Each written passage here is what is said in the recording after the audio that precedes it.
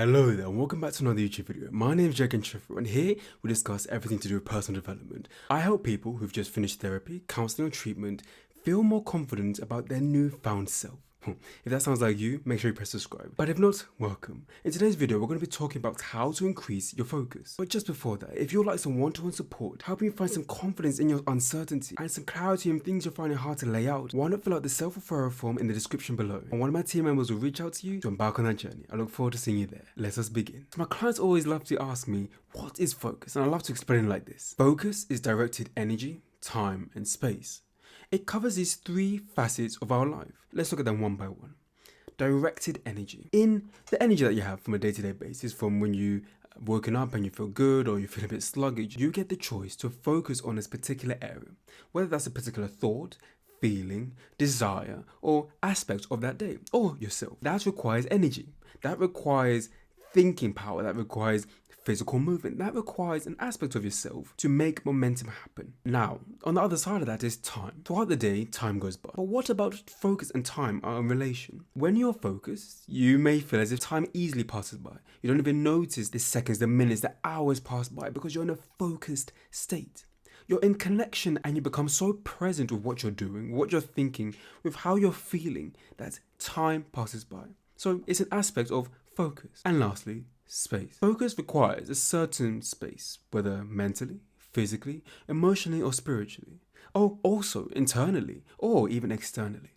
And what I mean by that is, it requires space with who you are and your being, and it also requires in certain environments, work, home. The different type of focus you have in different spaces creates that. So you combine your energy, you combine your time, you combine a space, and you produce focus.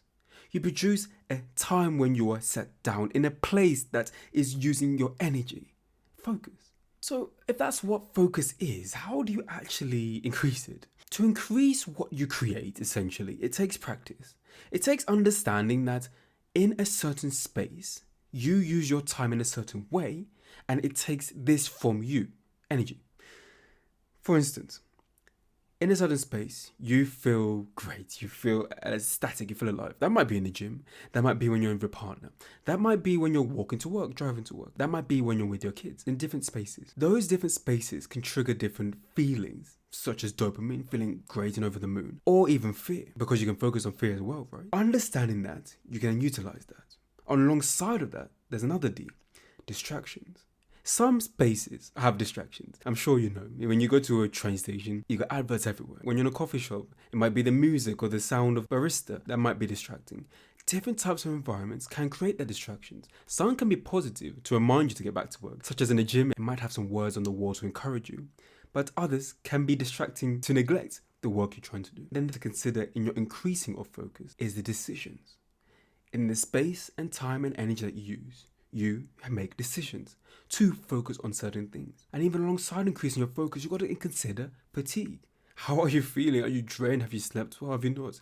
Has it been full on day or has it not? Understanding your energy levels, as we referred to before, also contribute to your focus. I call this the D's and F's. So essentially, distractions and decisions, fatigue and feeling, the D's and the F's. Looking at the D's and F's in your focus, help you analyze, can you increase it? To do it more in a certain place. When I'm here, I focus really well. When I'm here, I don't. Or could you use the D's and F's to identify when you're here in a certain space? It helps you reduce distractions and make better decisions. Or does it help you reduce fatigue and make you feel better? All contributing to your focus. And it all interplays with one another. If you'd like me to make a specific video on D's and F's and go into more detail, let me know in the comments. Okay, so I've touched on how to increase it and what to include. But we also have to look at where we're coming from.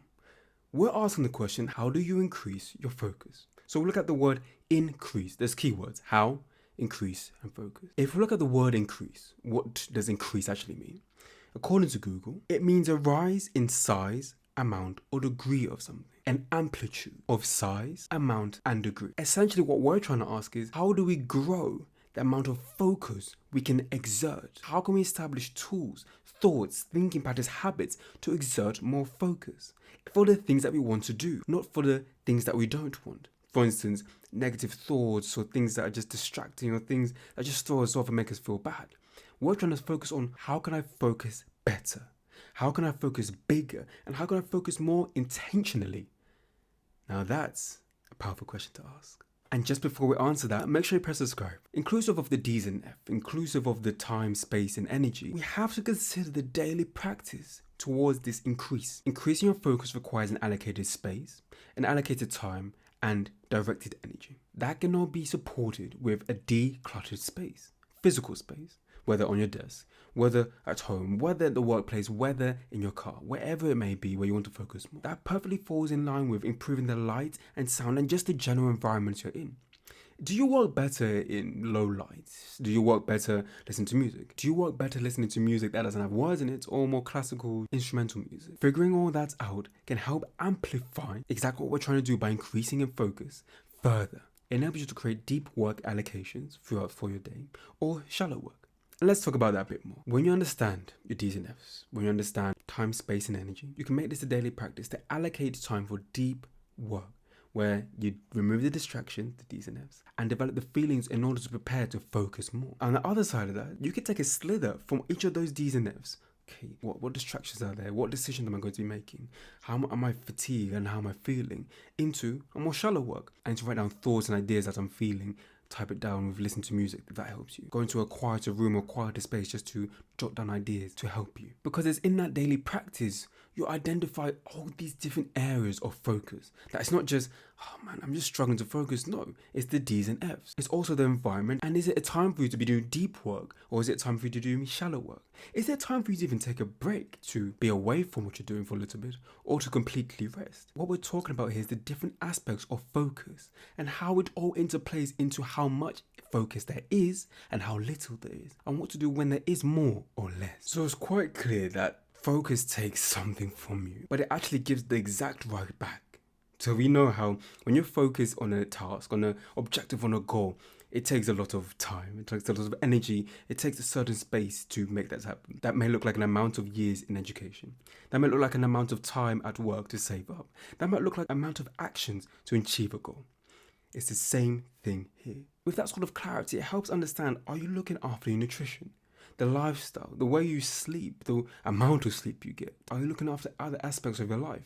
Because if you are to be fatigued and you want to focus so much throughout the day, is that possible? I'll never know the true answer that you're telling me, but it gives you an opportunity to look at yourself. Because it's okay if it's not working out the way you want to right now, but through our discussions, we help analyze that to continue onwards tomorrow. It all plays a part of one another. Being able to focus and wanting to focus in deep work or shallow work, it requires knowing the D's and F's, and it also requires knowing your environment. You need to rejuvenate. Are you doing deep or shallow work? All these different aspects. To understand yourself better. To understand, okay, today is not really my day, I'm not feeling like it. I'm going to just do light touches of shallow work throughout the day. Today's, I'm feeling great, I'm on it, let's go. Like today I woke up on a 10, let's do some deep work and really make an impact today. That sort of system, it reduces fatigue. It reduces the annoyance between, oh man, yeah, back then I did really well, then I just lost it. It actually makes it easier to comprehend yourself today. Because you're not comparing to yourself to back then when you're in a different position, definitely younger, definitely also doing things differently anyway because you saw life differently.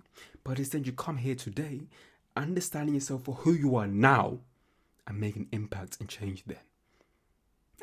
To me, that sounds quite positive. That sounds as if you're moving forward, but you have to tell me. And that's where I'm going to leave it today. That's our conversation. If you found it useful, why not like this video and also share with a friend or family member also enjoy this type of content. My name is Jocko Podcast.